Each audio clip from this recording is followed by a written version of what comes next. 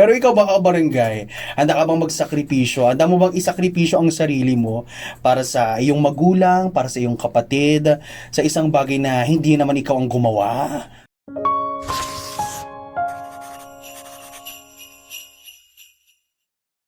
Ryan, anak, makinig ka sa akin, please. Alam kong mahirap, pero kailangan natin gawin to.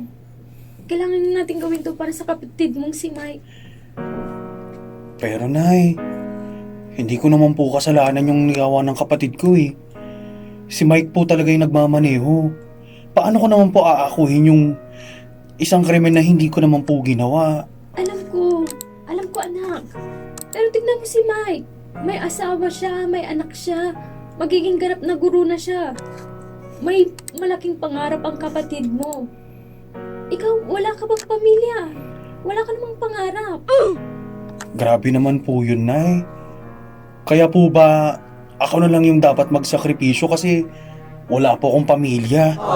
Wala akong pangarap. Dahil single lang ako. Eh parang sinabi niyo naman po na wala akong halaga dito.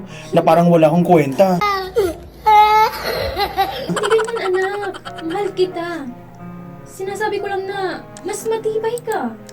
Kaya mong bumangon ulit. Pangako Ryan, paglabas mo, tutulungan ka namin ni Mike na makalayo. Simulan mo ulit ang buhay mo, anak. Eh kung ipukpuk ko kaya sa ulo niyo yung bakal ng kulungan na eh. Charot. Ito naman po magiging buhay ko doon. Isang taong may record. Isang sinungaling. Para lang maging masaya si Mike at matahimik ka. Paano naman po ako, nay? Gagawin mo ito para sa kapayapaan ng pamilya natin, Ryan.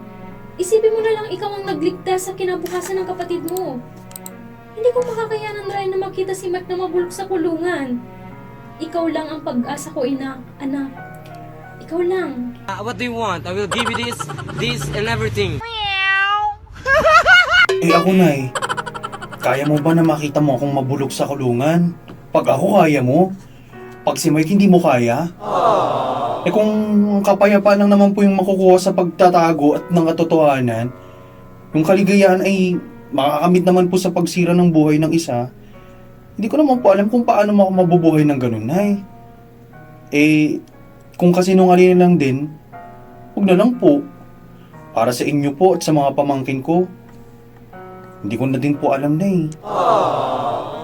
Diba? Grabe, si nanay.